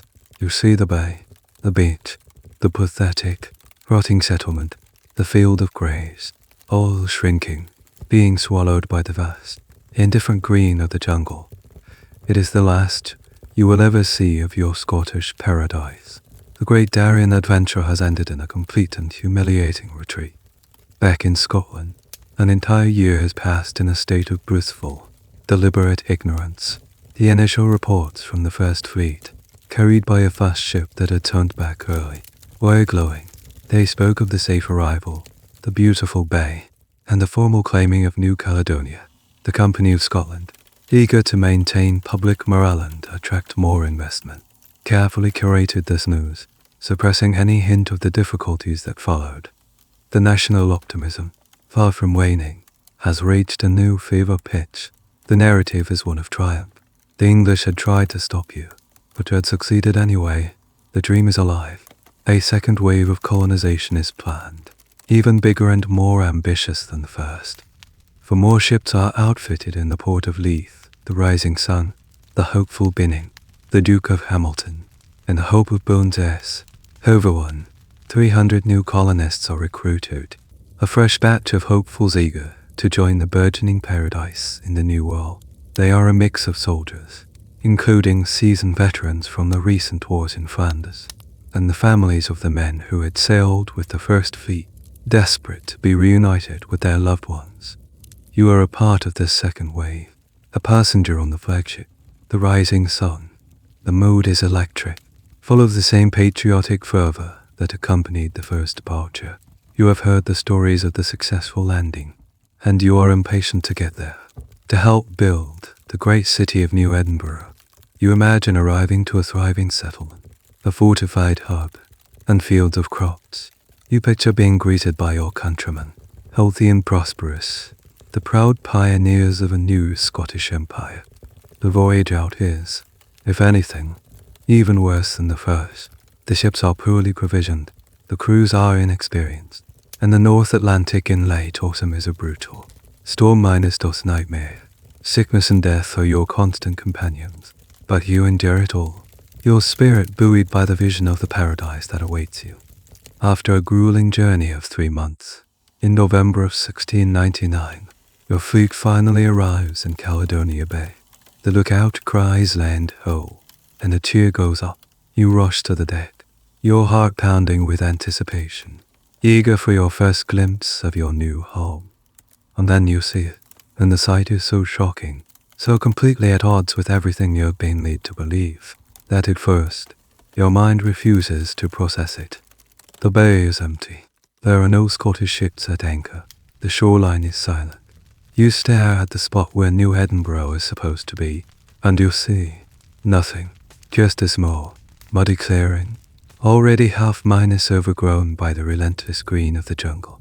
You can make out the faint, skeletal outlines of a few rotting, collapsed huts. You see the lopsided, sinking timbers of what might have been a fort. There are no people. There are no sounds. There is no flag. It is a ghost town, a tomb. Thy horrified, disbelieving silence falls over the deck of the Rising Sun.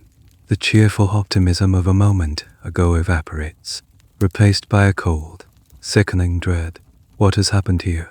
Where is everyone? A longboat is lowered into party, including some of the expedition's leaders, is rowed ashore. You watch them land on the beach and walk into the ruined settlement. They return an hour later, their faces ashen. They have found the truth. They found the overflowing graveyard, the crude crosses bearing the names of men they knew. They found the storehouse, empty safe, for the useless woman trade goods, now a sudden, mouldering pile. They found a few scattered, discarded tools, red with rust, and in one of the huts, they found the diary of a colonist from the first expedition. Its final entries are desperate. Fever-written scroll describing the starvation, the disease, and the final, humiliating decision to abandon the colony. The entire first expedition is gone. They have vanished, fled. The historical accounts of this moment are truly heartbreaking. The leaders of the second expedition had been given no information about the failure of the first. The company in Edinburgh, either through ignorance or a deliberate, desperate attempt to keep the scheme alive, had sent this second wave to a destination that they should have known was a death trap. The leaders of the Second Fleet now face an impossible choice. Should they turn around and attempt the brutal return voyage to Scotland, a journey their sick and exhausted colonists might not survive? Or should they attempt to establish the colony, to try and succeed where the first wave had so catastrophically failed? The debate is furious and divisive. The soldiers, under the command of a tough professional officer named Alexander Campbell von App, argue for staying. They are soldiers. Their duty is to hold the ground. The more pragmatic members argue for leaving. The place is clearly a swampy, fever-ridden hell. Staying is suicide. There is a little known but crucial factor in their decision. They are terrified of the shame of returning to Scotland as failures. So much national pride, so much money has been invested in this venture. To return with news of this utter, unmitigated disaster is almost unthinkable. In the end, the grim, reluctant decision is made. They will stay. They will try to rebuild. They will try to salvage the dream from the ruins. You and the other colonists are ferried ashore. Your hearts full not of hope, but of a cold, profound dread. You are disembarking into a graveyard, tasked with rebuilding a settlement on the very spot where your predecessors had died in their hundreds. The disastrous second act of the Darien tragedy is about to begin. The attempt to resurrect New Edinburgh begins in a climate of recrimination and despair. The colonists of the Second Fleet, now fully aware of the fate of their predecessors, go about the work of rebuilding with a sullen, joyless sense of futility. They clear the overgrown graves, they try to repair the rotting huts, and they shore up the sinking timbers of Fort Street and Drew. But their hearts are not in it. The place feels cursed, haunted by the ghosts of the first expedition. The old enemies, the fever, the rain, the mud reassert their dominance with brutal speed. The new arrivals, with no immunity to the tropical diseases, begin to fall sick and die, just as the first wave had done. The graveyard, which had been cleared, begins to fill up once again. But now, a new and more tangible enemy appears on the horizon. The Spanish, who had been content to let the first group of colonists self-destruct, are not willing to tolerate a second attempt.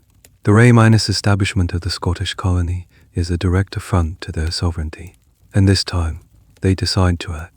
Word reaches you from your Kuna allies that a Spanish force is approaching. Not a small patrol, but a large, armed expedition, sent from the nearby fortified city of Cartagena. Panic grips the settlement. Your leaders, a fractious and divided council, are paralyzed by indecision. The only man who seems capable of action is the professional soldier, Alexander Campbell von App.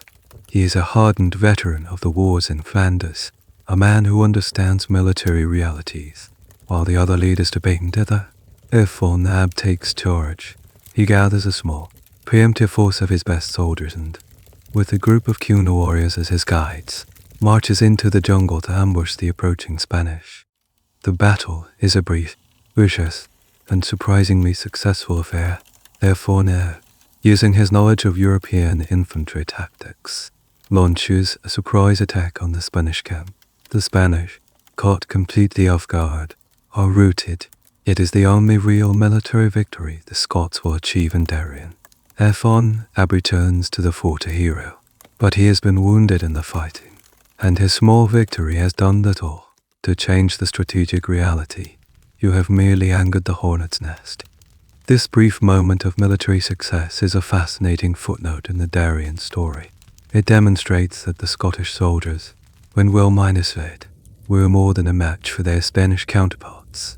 But the failure of the colony was not a military one.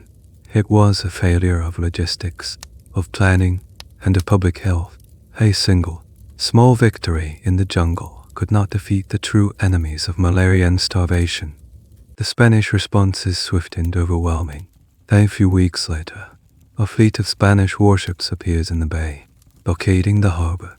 At the same time, a new, much larger land army lays siege to your pathetic, half-built fort. You are completely surrounded, cut off from the sea and the land. The siege is a slow, grinding, and utterly hopeless affair. The Spanish have no need to launch a costly frontal assault. They can simply wait. They have time, they have supplies, and they have overwhelming numbers. You have none of these things.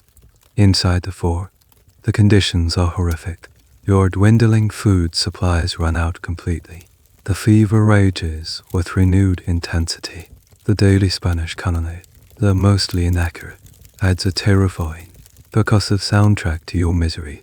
A cannonball smashes into one of the huts, killing several men. Another buries itself in the mud of the parade ground. The constant threat of a violent death is now added to the certainty of a slow one. There is a grim, little minus known detail about the final days of the siege. The colonists, in a desperate attempt to find a scapegoat for their misery, turned on the colony-esque clergymen. They accused the ministers of having brought God's wrath down upon them. One minister was so tormented by the accusations and the surrounding horror that he went mad, his vacant, babbling laughter echoing through the besieged fort. After a month, it is clear that there is no hope. You are on the verge of total starvation. Your soldiers are too weak from fever to even stand guard properly. Your gunpowder is almost gone. The choice is simple: surrender or be annihilated. The remaining Scottish leaders, their pride finally shattered, send an emissary to the Spanish commander to negotiate terms. The Spanish, confident in their victory, are surprisingly lenient. They will allow you to leave with your ships and to keep your personal weapons. You will not be taken prisoner, but you must abandon the colony forever. The terms are accepted. A white flag is raised over the pathetic remnants of Fort Street. Andrew, with as much dignity as they can muster, the skeletal, fever-ridden Scottish survivors march out of the fort, their heads held high, as the Spanish soldiers look on. You are among them. Your second, and final, attempt to build a Scottish paradise has ended in a formal, humiliating, and absolute surrender. The dream of Darien is over, defeated not just by the jungle, but by the might of the Spanish Empire. The surrender to the Spanish is a mercy. It is the end of the fighting, the end of the siege. But it is not the end of the dying. The tattered remnant of the second expedition, now numbering only a few hundred souls, boards the ships for the final, agonizing journey home. The fleet that sails from Caledonia Bay is a fleet of ghosts. The flagship, the magnificent rising sun, is in such a state of disrepair and has so few healthy sailors to man it that it is deemed unseaworthy. It is abandoned and left to rot in the bay, a final, expensive monument to your failure. You and the other survivors are crowded onto the remaining 3 ships. The voyage home is a protracted nightmare, a floating epilogue to the tragedy. The ships are barely seaworthy, their sails are red, and their hulls are leaky. The provisions you were allowed to take are meager, and the ship's holds are filled not with treasure, but with the sick and the dying. The fever you contracted in Darien does not leave you at the water's edge. It comes with you, a stowaway that continues to claim lives, day after day. The ships are separated by storms. Your vessel, the Duke of Hamilton, is blown off course and makes a desperate run for the English colony of Jamaica, the very place that had been forbidden to help you. When you finally limp into the harbor at Port Royal, the English are horrified by the sight of your ship. You are a spectre, crewed by skeletal, yellow-eyed men. Your deck's a makeshift hospital for the dying. The English governor, now faced with a humanitarian crisis rather than a political problem, relents. He allows you to land. He provides basic medical care and food, but the help comes too late for many. Dozens of your comrades die in Jamaica and are buried in unmarked graves, their long journey from Scotland ending in the one place they had been so cruelly told to avoid. The stories of the other ships are just as grim. One is wrecked on the coast of Cuba, another is seized by the Spanish. Of the more than 500 people who sailed from Scotland in the two expeditions, only a handful, perhaps a few hundred, will ever see their homeland again. You are one of the lucky few. After months of recovery in Jamaica, a passage is arranged for the survivors on a merchant ship bound for England. When you finally sail up the Firth of Forth and see the familiar, grey, stony silhouette of Edinburgh, your feelings are a confused, painful mixture of profound relief and deep, crushing shame. The news of the final, catastrophic failure has preceded you. There is no cheering crowd to greet your return. There are no cannons firing in salute. There is only a somber, silent gathering on the docks at Lee. They are the investors, the wives, the mothers, and the fathers of the men who sailed with you. They scan the faces of the skeletal survivors disembarking from the ship, desperately searching for a loved one who is not there. When they see you, a gone, yellowed ghost of the proud young man who lived, they do not see a returning hero. They see the living embodiment of their lost hopes and their lost savings. Their faces are a mixture of pity, grief, and a dawning, bitter anger. This moment of return is a little minus known, but crucial turning point in the story. Up until now, the company in Edinburgh had managed to control the narrative, feeding the public a steady diet of optimistic reports. But the return of the ghost ships makes the truth undeniable. You and your fellow survivors are the horrifying, irrefutable evidence of the disaster.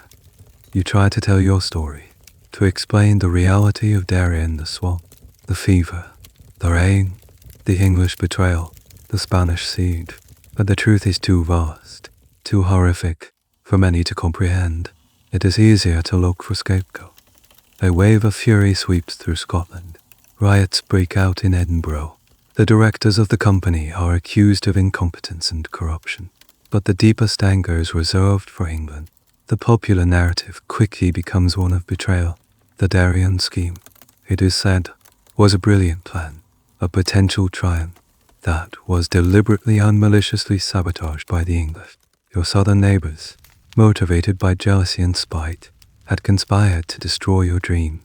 This narrative of English betrayal, while not the whole truth, is a powerful and comforting one. It transforms a story of Scottish incompetence and naivety into a heroic tragedy, the story of a noble effort crushed by a powerful and treacherous enemy. This version of the story will lodge itself deep in the Scottish national consciousness, a bitter grievance that will poison relations with England for generations. You, however, know the more complicated truth. You know that England's betrayal was only one chapter in a much longer book of failure. You know about the rotten food, the useless trade goods, the fort built on a swamp. But in the current climate of national fury, there is no room for such nuances.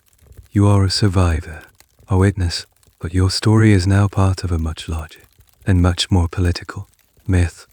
You have returned, but the Scotland you have come back to is a nation in mourning.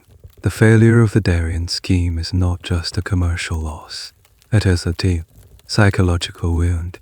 The giddy optimism that had filled the country just 2 years ago has been replaced by a grim, nationwide depression. The most immediate and devastating impact is financial. The Company of Scotland is bankrupt. The £400, though that vast sum representing up to half of the nation's entire liquid wealth is gone. It has been sunk in a Panamanian swamp, lost in rotting ships, and paid out in the wages of the dead. The ruin is felt in every corner of the country, by every level of society. Great noble families who invested thousands see their fortunes wiped out overnight. Merchants who poured their working capital into the company are forced to declare bankruptcy. Guilds and towns that invested their public funds are left destitute. But the real pain is felt by the ordinary people, the shopkeepers, the artisans, the widows who had invested their life savings.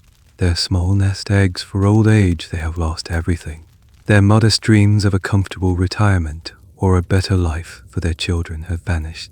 The economic devastation is so complete and so widespread that Scotland is pushed to the very brink of national bankruptcy. You walk through the streets of Edinburgh, and you see the change in people's faces. The hopeful energy is gone, replaced by a sullen, bitter resentment.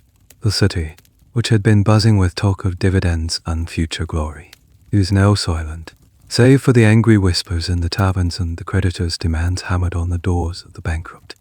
This economic collapse is a crucial, and often debated, point for historians. Did the Darien disaster single-handedly cause Scotland's economic ruin, or did it merely accelerate a decline that was already underway due to the years of famine? Most scholars agree that while the country was already in a precarious state, the Darien Scheme was a decisive blow. It was a catastrophic loss of capital and confidence, from which the independent Scottish economy could not recover. The political fallout is just as severe. The initial anger against the company's directors, and the English slowly morphs into a profound crisis of national confidence. The dream of a standalone Scottish empire, of Scotland as a major player on the world stage, lies in ruins. The gamble has failed. Spectacularly, the nation is left broken, bankrupt, and humiliated. This atmosphere of despair and ruin creates the perfect conditions for a political solution that, just a few years earlier, would have been unthinkable. The English government, seeing its northern neighbour in a state of collapse, makes an offer. It is an offer of a full political and economic union. The proposal is this: Scotland will give up its own parliament and become part of a new, unified kingdom of Great Britain, governed from Westminster. In return, England will assume Scotland's national debts, effectively bailing out the country from the Darien disaster. Scottish investors in the Darien Company will be compensated for their losses, a payment that will be known as the equivalent. And most importantly, Scotland will be granted full access to England's colonial trade route. The navigation acts will no longer apply. Scottish merchants will be free to trade with Virginia, Jamaica, and India. It is a devil's bargain. It offers a solution to the very problems that led to the Darien fiasco in the first place: economic stagnation and exclusion from English markets. But the price is the one thing that Scots have fought and died for 4 centuries: their political independence. There's a little minus known but deeply cynical theory that some English politicians had foreseen this outcome all along. By sabotaging the Darien Scheme, they were not just eliminating a commercial rival. They were deliberately creating the economic crisis that would force Scotland into a full union, something they had wanted for decades for strategic and defensive reasons. While it's difficult to prove such a long-term conspiracy, the outcome certainly served English interests perfectly. You find yourself caught in the furious debate that now grips the nation. Is this union a pragmatic solution to an insurmountable crisis? Or is it a final, humiliating surrender? Is it a rescue? Or is it a takeover? You hear passionate speeches in the streets denouncing the proposed treaty as a betrayal, a selling of Scotland's birthright for English gold. You also hear the pragmatic arguments of merchants and financiers, who see the union as the only logical path to economic survival and future prosperity. You, a survivor of Darien, are a living symbol of this painful dilemma. Your suffering is a constant reminder of the failure of the independent dream. But the memory of the English betrayal makes the thought of a closer union a bitter pill to swallow. The nation is at a crossroads, its spirit broken, its coffers empty. The grand dream of a tropical empire has ended in a cold, great political negotiation in a rainy northern capital. The price of your failure in Darien, you begin to realize, will be the nation itself. The year is 1707. The furious debates are over. The backroom deals have been made. The Treaty of Union has been passed by the Scottish Parliament, and then, in its final act, the Parliament has voted itself out of existence. Scotland, as an independent political entity, is no more. You are now a citizen of the new kingdom of Great Britain. You live through this momentous change not with a sense of excitement, but with a quiet, lingering sadness. For you, the Act of Union is not an abstract political treaty. It is the final, posthumous chapter of the Darien story. It is the price that was paid, As the years pass, you see the effects of the Union all around you. The economic benefits, which were promised, do slowly materialize. Glasgow begins to grow into a major hub of the tobacco trade, its merchants growing rich on the direct access to the American colonies. The linen and cattle industries find new, vast markets in England. There is a new minus found prosperity in the air, a slow healing of the economic wounds. But the memory of Darien and the loss of independence that followed leaves a permanent scar on the Scottish psyche. You see it in the eyes of the old men who, like you, lost their savings in the scheme. You hear it in the bitter, patriotic songs that are still sung in the taverns. The dream of what might have been the dream of a Scottish empire, of New Edinburgh as the crossroads of the world, becomes a powerful and enduring myth. It is a story of heroic failure, of a noble dream crushed by a treacherous neighbour. You are one of the last living links to that dream. An old man now, you sometimes find yourself telling the story to your grandchildren. You tell them of the excitement, of the day the ships sailed from Leith, of the high hopes that filled an entire nation. You try to explain the beautiful, simple logic of Paterson's vision, the dream of the door of the seas. But you also tell them the truth you witnessed. You tell them of the putrid food and the scurvy on the long voyage out. You tell them of the mud, the endless rain, and the rotting huts of your supposed paradise. You tell them of the fever, of watching your friends waste away, of the ever-minus growing graveyard. You tell them of the final, humiliating surrender to the Spanish. Your grandchildren listen, their eyes wide, but for them, it is just a story, a grand, tragic adventure from a distant past. They cannot feel the hope. They cannot feel the despair.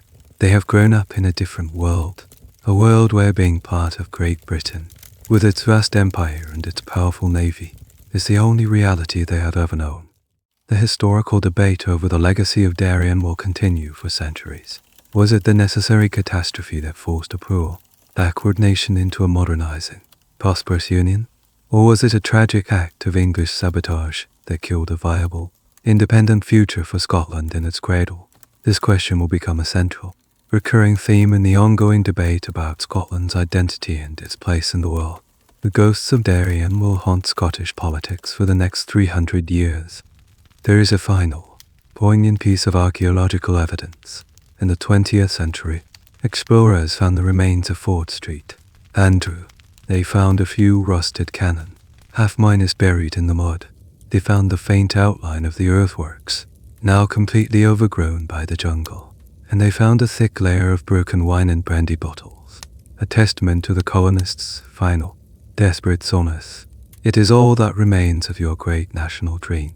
A few bits of rusted iron and a carpet of broken glass in a Panamanian swamp. You live to be a very old man. You see Scotland changing, in many ways, prosper, but you never lose the feeling of what was lost. You are forever the boy who stood on the docks at Leith, your heart filled with a boundless, patriotic optimism. You are forever the starving, fever-minus-ridden man who watched his comrades die in a green hell. You close your eyes, and sometimes you can still see it. Not the mud in the graves, but the dream, a fleet of Scottish ships, their sails full, sailing into a golden Caribbean sunrise, a thriving port city, a New Edinburgh, bustling with the trade of the world, a proud, prosperous, independent Scotland, taking its place among the great nations of the earth. It was a beautiful dream. It was a disastrous dream, and in the end, it cost you everything. The rain minus, soaked streets of old Edinburgh begin to fade from your mind, the grey stone dissolving into a soft, comfortable darkness, the ache of that long minus ago failure, the sting of national pride and financial ruin, now feels distant, like a story read from a very old book. The desperate hopes and the crushing disappointments have mellowed with time, their sharp edges worn smooth, leaving behind only a gentle, melancholic peace. You can feel the gentle rocking of a ship, but it is not the nauseating lurch of the unicorn on the stormy Atlantic. It is a slow, soothing sway, a cradle being rocked on a calm and silent sea. The oppressive heat of the jungle gives way to a cool, pleasant breeze. The cries of the dying are replaced by the soft whisper of the wind. a sound that promises not storms, but rest. The dream of Darien, which caused so much pain, transforms in your sleeping mind. It is no longer a vision of failure, but simply a story that has reached its end. The accounts have been settled, the losses have been written off, and the great, ambitious venture has finally been laid to rest. You are a survivor, and you have come home, not just to Scotland, but to a place of deep and profound quiet. The long, feverish journey is over. Let the tide of sleep carry you now, to a peaceful harbor where all voyages end, and all weary travelers can finally rest. The end of the article. Good night.